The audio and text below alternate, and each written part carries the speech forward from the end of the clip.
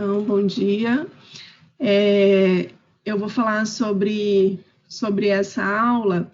Eu vou usar a aula que eu encontrei, que é basicamente a que eu tinha, só que eu acho que ela está melhor do que a minha, no caso, para eu fazer a parte teórica com vocês, que podia ter feito semana passada e não consegui. E aí eu vou gravar depois eu utilizando os instrumentos aqui, né? Porque eu não consigo pendurar o computador para fazer. Então, como eu falei, eu vou ter alguns instrumentos para tentar fazer com que vocês enxerguem o uso dos instrumentos fazendo a perspectiva isométrica. Como eu falei semana passada, o que a gente vai fazer agora? Né? Agora a gente vai fazer o inverso do que vocês estavam fazendo. A gente aprendeu a planificar, né, um objeto. O que seria o planificar? Vocês tinham um desenho de um objeto que estavam em 3 dimensões, que estavam em perspectiva isométrica, né? Que todos aqueles cubos que vocês encontraram estavam em perspectiva isométrica e vocês planificaram. Gente, desculpa. E vocês planificaram, colocando, né, as vistas frontal, superior e lateral esquerda lá no plano que a gente tinha 2 dimensões. Agora a gente vai fazer o inverso. Aí a gente vai pegar um desenho que está planificado e colocar ele em perspectiva.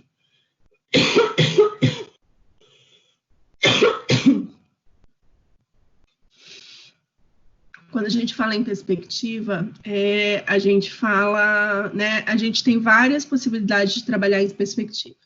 A gente tem vários tipos de perspectivas. Eu vou mostrar para vocês agora 3 tipos de perspectivas e vou explicar por que normalmente a gente usa a isométrica, né, e a gente também tem perspectivas que são de 1 ponto, de 2 pontos, que elas são mais voltadas, né, dentro do que a gente estuda para a parte de interiores. Então, antes da gente ter todo esse sistema de programas de computador, antes de ter o computador acessível para todo mundo e tudo isso, todas essas perspectivas que a gente faz, né, não tão de forma realista, porque eram feitas na prancheta, eram feitas à mão.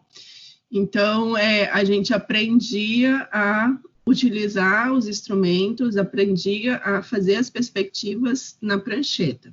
Eu cheguei a aprender, eu gostava muito de fazer as perspectivas de 1 ponto, principalmente as de 2 pontos. Elas elas não são assim tão simples de fazer, a gente começa dessas mais simples, de uma forma da gente conseguir ter a visão daquilo que a gente está passando, de entender como que isso vai ficar no espaço. Então, hoje a gente vai trabalhar da perspectiva isométrica. Gente, desculpa se eu não olho para a câmera, porque a câmera fica embaixo, eu acabo olhando para a tela, né? Teve até uma aluna que falou, professora, não parece que você está falando com a gente. Mas é que minha câmera, ela fica na parte de baixo do notebook, em vez de ficar na parte de cima. Então, quando eu estou falando, eu estou olhando para lá, é como se estivesse me filmando, eu não estou olhando para vocês. Mas eu vou tentar olhar para vocês o máximo possível. E aí a gente vai falar sobre como a gente começa a construir essa perspectiva isométrica a partir de informações de um desenho plano, tá bom? Alguma dúvida até aqui? Alguma pergunta?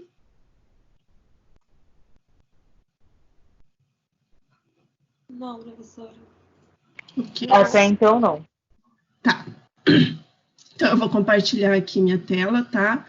Para a gente iniciar, né? Como eu disse, esse PDF não fui eu que criei, eu encontrei ele, achei ele muito bom, por isso que eu vou usar ele como nossa referência.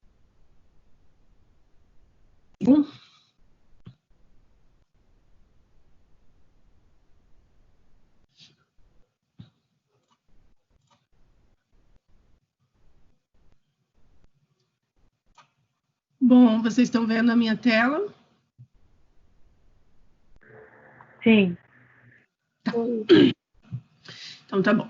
Então, aqui a gente vai falar da perspectiva isométrica e tem uma introduçãozinha que fala, né? Aquilo que eu estava começando a falar. Que perspectiva é quando a gente faz a representação de algum objeto em 3 dimensões, que é basicamente como o ser humano vê também. A gente nunca vê nenhum objeto em 2 dimensões, né? Sempre em 3 dimensões. Essa disciplina, principalmente, ela é a disciplina em que começa a trabalhar, né? Eu falo o cérebro de vocês, para que vocês consigam, né, enxergar um objeto em 3 dimensões e consigam passar para 2 dimensões, porque a gente, né, de pouco tempo para trás, para cá, que a gente tem, né, a nossa, como que fala? A nossa impressora 3D, né, que ela consegue enxergar, mas toda a representação que chega para ela também é em 2 dimensões. Então, a gente conseguir trazer esse objeto, né, tudo que a gente enxerga para um papel que tem apenas 2 dimensões. E a perspectiva é o contrário, eu pegar essa representação, né, e conseguir transformar em 3 dimensões, conseguir desenhar esse objeto em 3 dimensões num papel plano, né, num plano. Então, é assim que é a questão da perspectiva que ela trabalha. E ela, como eu falei para vocês, existem vários tipos de perspectivas, né? Então, aqui ele coloca 3 objetos com 3 perspectivas diferentes. São as mais simples. Você tem a perspectiva isométrica, tem a perspectiva cavaleira e tem a perspectiva cônica. A perspectiva isométrica, desculpa, gente, ela normalmente é a mais usada. Por quê? Porque eu consigo colocar as informações, as dimensões, em verdadeira grandeza. Então, todos os lados, quando a gente coloca, né, as medidas, elas vão estar em verdadeira grandeza. Na perspectiva cavaleira, ela tem, né, você vai ver aqui que... Peraí, volta lá na isométrica. Na isométrica, vocês vão ver que todos têm alguns ângulos, né? Na perspectiva isométrica, eu tenho uma frontal, né? Vamos dizer assim, qual que é a palavra? Ortogonal, eu vejo ela exatamente de frente, sem nenhuma angulação, e a lateral e a superior, ela aparece, no caso, né, com uma inclinação. Na perspectiva cavaleira, o único lado que aparece em verdadeira grandeza é esse aqui da frente. Os outros, a gente tem que fazer uma redução. Então, existe um cálculo para eu saber qual é a medida que eu vou colocar nessa lateral, né? Nessa angulação aqui. Então, normalmente, a gente não gosta muito de usar isso daqui, porque todos os lados não vão aparecer em verdadeira grandeza. Elas vão ter, né, uma redução desses valores. E na perspectiva cônica, a mesma coisa. Mesma coisa no quê? Os ângulos, né, ela existe uma deformidade. E se vocês observarem, na perspectiva cônica, é como se fosse quase uma perspectiva quase que de 2 pontos. Se vocês observarem a linha de baixo com a linha de cima, elas não são paralelas. Então, existe também, ela deforma um pouco mais o objeto do que, né, do que, por exemplo, nesse sentido aqui. Lógico que a gente não enxerga, né, um objeto como uma perspectiva isométrica. Quando a gente enxerga um objeto, a gente enxerga mais parecido com uma perspectiva cônica. Mas aqui também a gente precisa fazer, né, cálculos para as arestas, para que elas possam alterar o tamanho, porque a gente não coloca todos os lados em verdadeira grandeza. Vocês entendem o que é verdadeira grandeza? Tudo certo? Sim, prof. É como você fala? Oi? É como você fala proporcional ao tamanho real do objeto? Exatamente. Não igual, mas... Né, é a mesma medida. Por exemplo, se o lado tem 2 metros, eu vou colocar 2 metros. Desculpa, gente, meu celular tocou. Eu vou colocar 2 metros, né, na hora de dimensionar. Certo? Certo. No caso das outras perspectivas, eu vou reduzir esse valor, né, para que coloque nas laterais. Como a gente não vai trabalhar nem com perspectiva cavaleira, nem com cônica, a gente vai focar na perspectiva isométrica, tá? Na perspectiva isométrica, a gente faz esse processo com 3 eixos, certo? E esses eixos, né, quando a gente coloca eles têm 3 eixos com ângulos iguais de separação um para o outro, certo? Então, todas as informações que a gente coloca, que a gente usa, vão trabalhar nesses 3 eixos. Então, a gente tem largura, profundidade e altura do objeto. A gente coloca nessas informações. E dentro deles aqui, né, a gente tem o ângulo de 120 graus em relação de um eixo para outro. Então, eles são iguais. Aqui dá para ver o encaixe, né? Como se a gente tirasse de trás para frente o nosso objeto. Só que o que acontece? Quando a gente vai desenhar, normalmente a gente costuma, né, usar o prolongamento de frente para trás na hora do desenho. Então, aqui mostra, né, o eixo está lá no fundo do objeto. Para facilitar, né, para ajudar a gente no entendimento, né, e na construção do objeto, a gente traz essa angulação para o eixo da frente.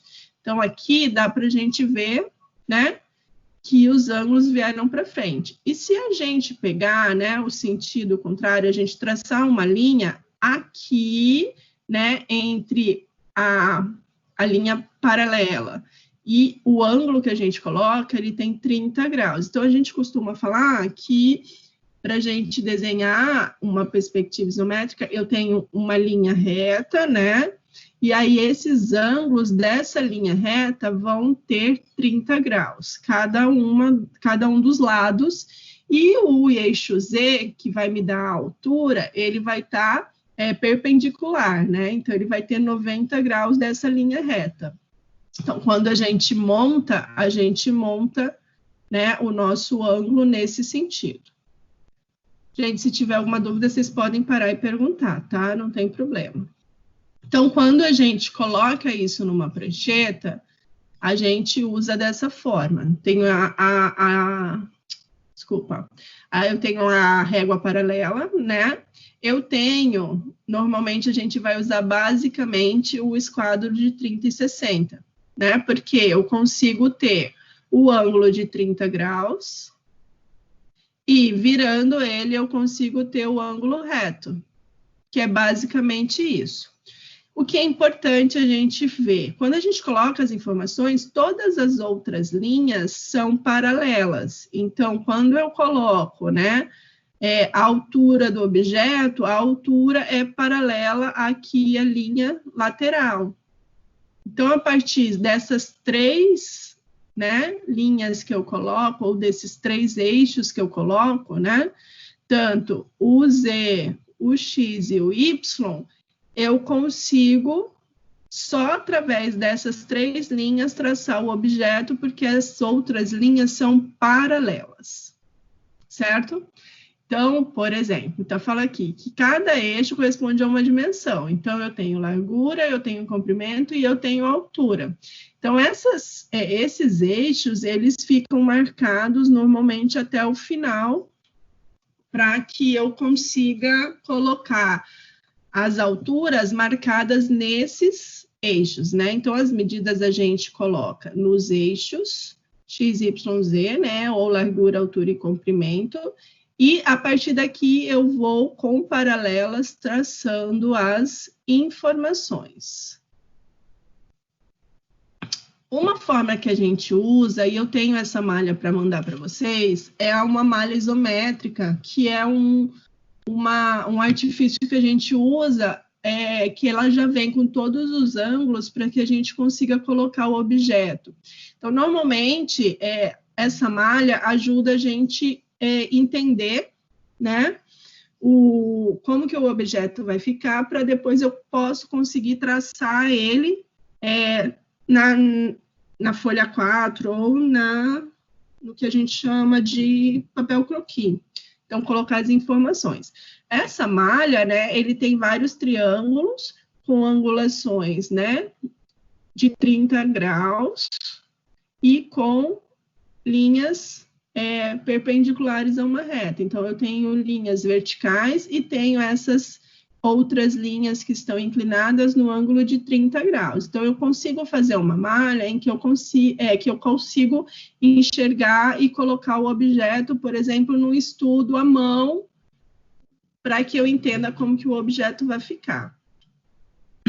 Então, por exemplo, aqui, ó, a gente tem o eixo Z, que me dá a altura, a gente tem o eixo Y, que esse daqui é o X, na verdade, que ele coloca lá, ou a largura, e na outra linha eu tenho o outro eixo, e eu consigo, através dessas daqui, a gente vê que elas são todas paralelas, certo?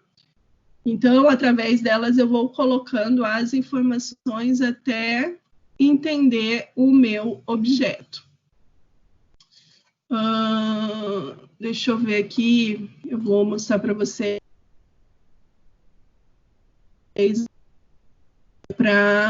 que eu vou colocar aqui para vocês. Essa malha aqui está em PDF, eu vou colocar para vocês aí, para vocês baixarem, e se vocês puderem, vocês podem imprimir para ajudar vocês a traçarem, fazerem o primeiro estudo, porque às vezes quando a gente vai desenhar com instrumento, é mais difícil até eu enxergar como que esse objeto vai ficar, né? Eu tenho que entender como que esse objeto vai ficar, e muitas vezes, só começando pelo instrumento, fica mais complicado, né, de entender. Então, a gente começa com a malha, fazendo ela à mão, e depois eu posso passar ela pro papel croquis com as medidas. Deixa eu voltar lá para outra.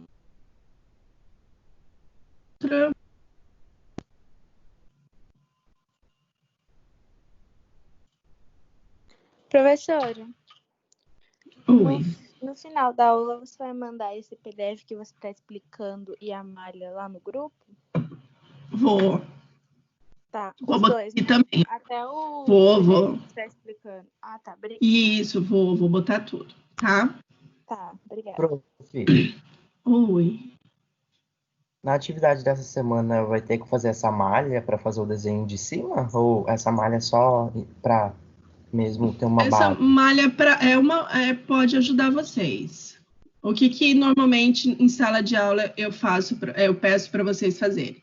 Quando vocês olham um objeto lá planificado, eu sempre falo para primeiro vocês fazerem ele, né, à mão, livre, né, sem instrumentação, para vocês conseguirem entender como ele vai ficar, e depois passar isso para as medidas, né, usando os instrumentos. Que isso aí me ajuda a entender como que esse objeto vai ficar, porque quando a gente começa a traçar, e com a falta de prática, eu não vou sabendo onde que tem que ligar um ponto com o outro, entendeu? Entendi. Mas outra ele não coisa. vai ser obrigatório. Pode falar. Então, no caso, tipo assim, o desenho não é obrigatório, né? Essa malha. Desenho ali. Não. E aí, no caso, eu poderia imprimir essa malha no tamanho A3 mesmo e colocar por baixo do papel croquis? Eu indicaria que não, porque para você usar essa malha, você teria que, por exemplo, usar o instrumento de qualquer forma, porque sua mão não vai deixar o negócio reto, né? Uhum. Entendeu? Aí Entendi. Mas quando eu filmar aqui, vocês vão ver que é bem simples na hora de colocar as informações. O que eu acho que é mais difícil para vocês é vocês olharem o planificado e enxergarem, né, como que ele fica em 3 dimensões. É um processo que, por exemplo, é coisa do cérebro, né? O cérebro está acostumado a desconstruir, né? Vocês acostumaram, vocês trabalharam para desconstruir. Agora, vocês vão ter que trabalhar o inverso. Então, todos esses exercícios, gente, não é um exercício para, eu vou saber usar o instrumento ou colocar as medidas. São exercícios para trabalhar o seu raciocínio, né? Para trabalhar o seu cérebro, no sentido dele começar a enxergar. Quando eu olhar para um objeto, eu consigo desconstruir e depois, se eu achar alguma coisa que está desconstruída, eu consiga construir. Então, ele ajuda vocês a terem visão espacial, que é o que a gente chama, entendeu? Que a maioria das pessoas não tem. Não tem mesmo. E isso daí não é uma deficiência da pessoa. São habilidades que algumas pessoas têm com mais facilidades e outras têm menos facilidades. Então, a geometria descritiva chega para vocês nesse sentido, de vocês, primeiro, entenderem como que a gente representa um projeto, né? Por que a gente tem planta baixa, corte, fachada, né? Planta de cobertura, que é como a gente enxerga. Quando a gente está fazendo um projeto, eu tenho que desenhar aquilo e enxergar que aquilo vai virar em 3 dimensões, e para trabalhar o cérebro de vocês. Entendeu? Entendi. Para o cérebro trabalhar. Por isso que tem bastante exercício para vocês fazerem. Entendi. E outra coisa, os exercícios da semana passada e dessa semana vão valer algum ponto? Não, vai ficar só vai ficar só da semana passada. Dessa semana, tá? Tá. Porque eu acabei colocando lá, porque eu não achei justo colocar, pedir para vocês fazerem alguma coisa que não foi devidamente explicado para vocês, tá bom? Tudo bem, então. Tá. Mais alguma pergunta? Posso baixar aqui mais um pouco? Pode. Tá. Então, por exemplo, aqui tem como que é um processo de construção do objeto. Esse daqui é um objeto super fácil na hora de colocar. Ele já foi feito em 3 dimensões, por exemplo, né? A gente não está pegando um de 2 dimensões, que a gente está vendo as vistas, para fazer em 3 dimensões. Então, o que eu falo? Quando a gente pega o elemento lá em 2 dimensões, eu tenho que fazer, né, um estudo de como ele vai ficar para depois eu passar isso. E muitas vezes, quando a gente faz isso daqui, o estudo, né, deles à mão livre, sem medida certa, né, ele fica um pouco deformado. Por isso que a instrumentação é importante, tá bom? Então, como que a gente inicia? Isso daqui eu vou gravar para vocês, tá? O que está aqui, daqui para baixo, eu vou gravar para vocês. A gente inicia traçando, né, os 3 eixos, 30 graus de um lado, 30 graus do outro lado, e a nossa linha perpendicular, né, no meio. Essa daqui é a nossa base, onde a gente começa a ter ideia de como que inicia o projeto, ou o desenho. Então, as medidas eu vou colocar nesse eixo de profundidade, deste eixo de largura e de altura vai ser aqui no eixo X ou de altura. Então, todas as medidas que eu coloco estão relacionadas com esse eixo. Então, se eu tiver de profundidade aqui, se eu tiver de largura aqui, se eu tiver de altura aqui, certo? Aí aqui está mostrando, né, como que ele marcou as informações, e todas as outras linhas vão ser paralelas a essas linhas, né, ou a esses eixos que foram traçados. Então, para eu marcar a altura do objeto, apesar da medida estar nesse eixo, eu vou traçar paralela à linha de comprimento e a linha de profundidade. Então, vocês vão ver que na altura ela é marcada quando eu traço paralelamente, né, aos outros eixos. E o tamanho também. Então, eu vou traçar linhas paralelas. Normalmente, o que eu indico? Faz primeiro ele inteiro, né? E pode ir recortando ele depois. E aí é que ele começa a marcar as medidas do recorte, né? Que ele tem um buraco nesse projeto. Então, ele marca as medidas referentes nos eixos, tá vendo? E depois ele pega e traça as paralelas que vão gerando o buraco no objeto. Muitas vezes vocês se perdem na hora de saber quais que vocês precisam apagar e quais que não precisam apagar. E às vezes vocês apagam alguma linha que não precisava apagar e aí vocês se perdem na hora de entender o objeto. Então é uma coisa que vocês têm que prestar muita atenção. E apesar dele ter deixado aqui, quando ele reforça, a gente consegue enxergar o objeto, né? Então, não é complicado de trabalhar. Eu, particularmente, acho bem gostoso fazer, mas precisa de atenção. Então, é um momento de super concentração de vocês e de vocês olharem para aquele planificado.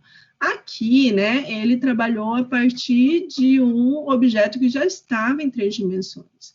Eu vou mostrar para vocês como que a gente pega aquele desenho que vocês fizeram, né, planificado, e trazer isso para 3 dimensões. Então, vocês primeiro vão olhar para o objeto planificado, tá?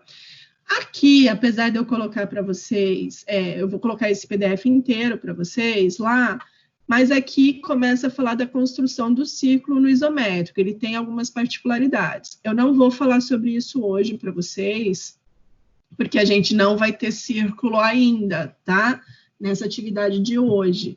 Provavelmente na próxima semana a gente vai... Aí eu entro aqui de novo e explico para vocês como que faz essa parte. Mas, no geral, é esse daqui, tá bom?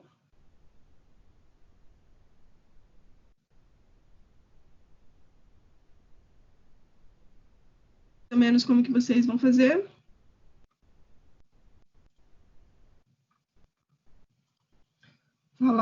Pode falar no chat ou falar, né, por voz para a gente, só para eu ter um retorno. Então, turma, o que vocês vão usar principalmente? Aí dura que isso é transparente, né? Vocês vão usar basicamente o nosso esquadro, né, que a gente fala que é 30, 60 e 90. Então, com ele, eu consigo traçar, né, todos os ângulos de 30 graus de um lado. Eu preciso fazer de outro. Como que eu faço? Eu viro o esquadro. Viro o esquadro, consigo colocar, né, o outro ângulo de 30 graus. Sei que tá ruim, porque, né, ele é transparente, mas eu vou explicar por cima daqui a pouco.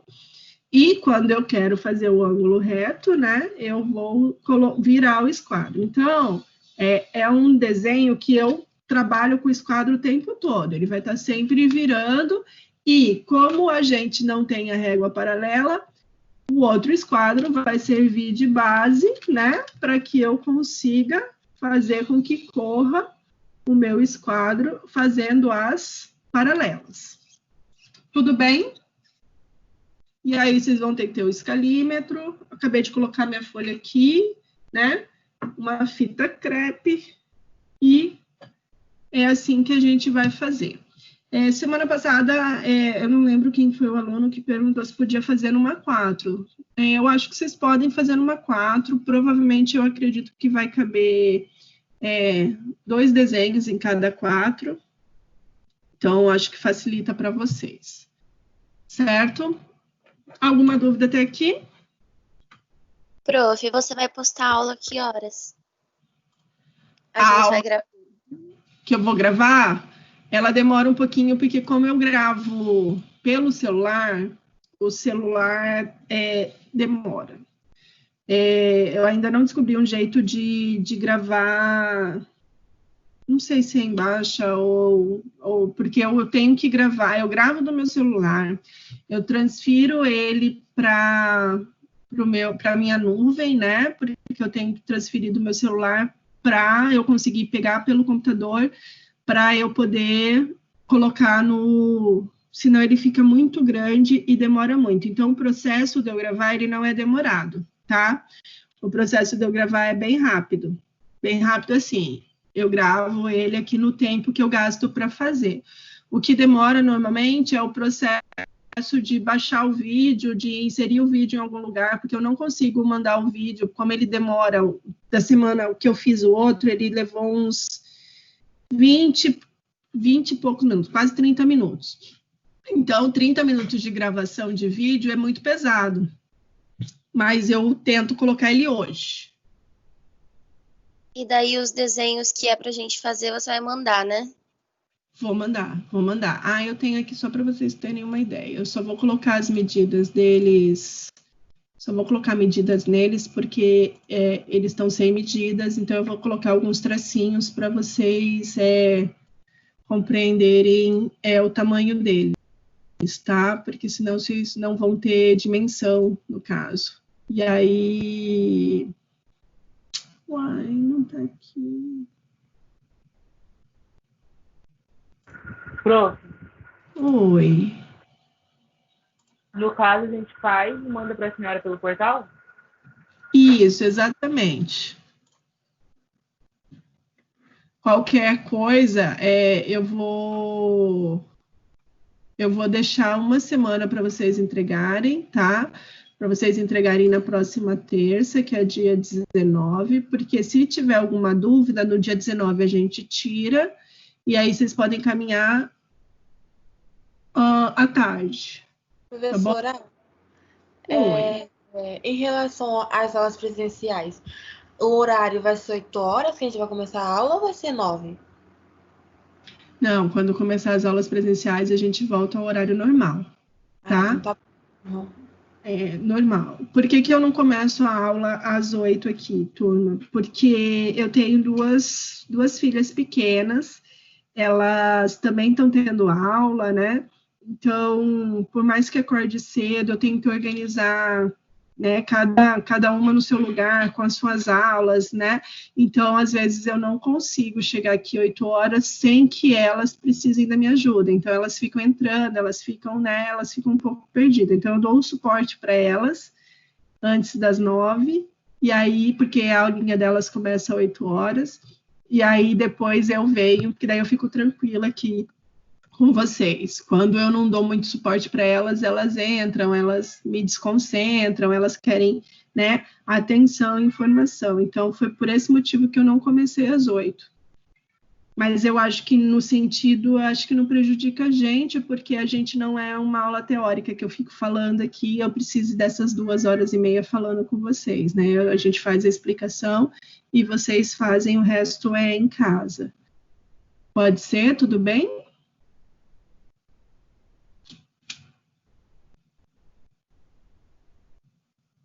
Mas em relação às aulas presenciais, quando voltarem, a gente volta ao normal. A aula inicia às 8, a gente vai, né, trabalhar na prancheta, vai estar tudo como era antes. Mas também a gente não tem nenhuma previsão, não foi ainda passado nenhuma reunião, nada de informação de voltar. Tinha uma conversa de que voltaria dia 18, né, que seria segunda-feira que vem, mas eu acredito que a gente não volte. Muito provável que a gente voltar no mês de junho. Não tenho nenhuma informação oficial, isso daí é o que eu acho, tá? Porque o governador parece que já está falando em 1º de junho, né? O Ministério Público falou que não entraria, então toda essa questão aí né, a gente não sabe. Então, a gente está trabalhando com tudo em cima do que é online por enquanto, para fazer com que vocês não percam, né? Não se, vamos dizer assim, não se desconcentrem na faculdade, não se percam da faculdade. Tá bom? Deixa eu só tentar colocar aqui para vocês já a malha.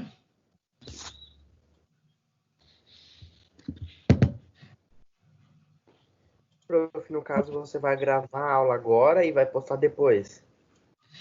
Porque eu não consigo postar agora, né?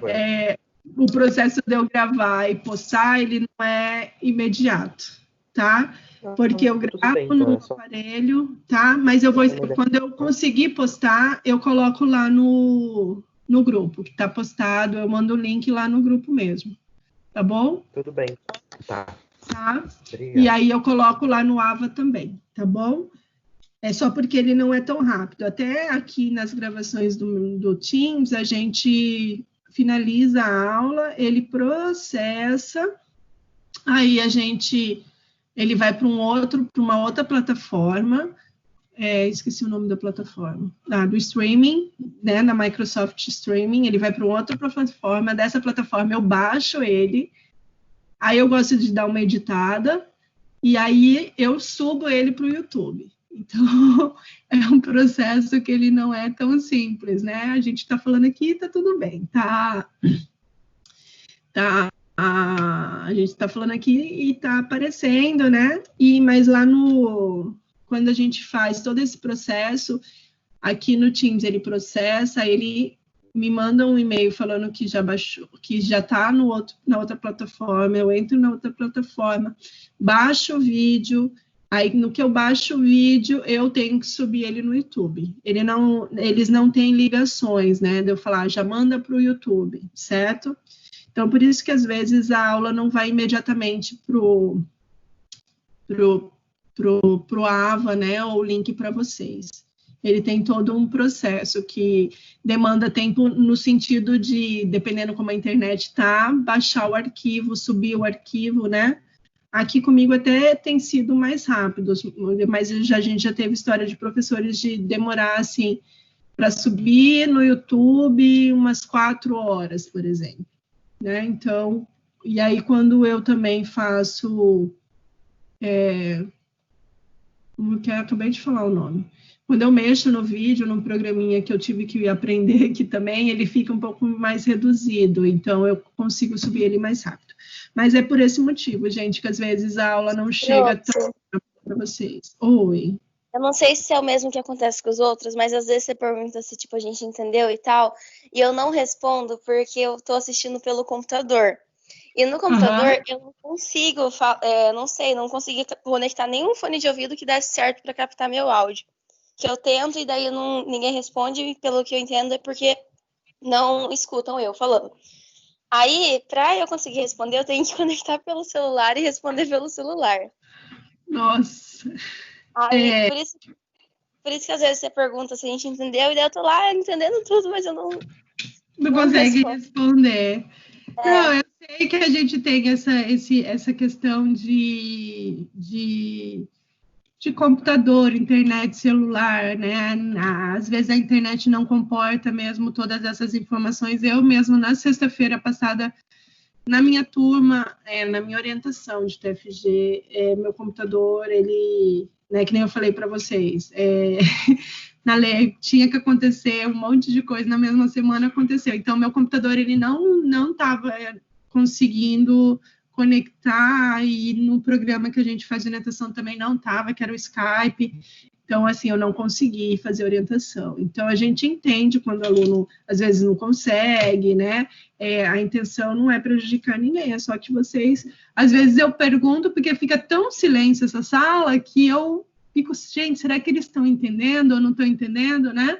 Mas eu sei que é uma disciplina que vocês vão precisar do quê? Vocês vão precisar fazer para gerar dúvida, para a gente conversar. Por isso que eu não vou pedir para vocês entregarem antes da próxima aula, tá? Para ver se vocês vão ter alguma dúvida, para a gente conseguir tirar elas na próxima aula, tá bom? Gente, se não tiver mais nenhuma dúvida, essa é a parte que a gente fica ao vivo. Vou terminar de gravar aqui a nossa parte da prancheta, e aí vou encaminhar tudo para vocês. Tudo bem? Se não tiver, a gente encerra a aula hoje. Muito obrigada, estou adorando ter vocês todos aqui, assim, né? Eu acho que dentro do que eu percebi, a gente está quase com a sala cheia mesmo da turma da quantidade de alunos que a gente tem. Parece que faltam um pouco, mas assim, eu estou gostando muito da presença de vocês. Só não fiquem inibidos para tirar dúvida, para perguntar, para qualquer coisa que vocês precisarem, tá bom? Quem não colocou o nome, coloca o nome lá para mim, lá no chat, o nome completo, só para ficar registrado.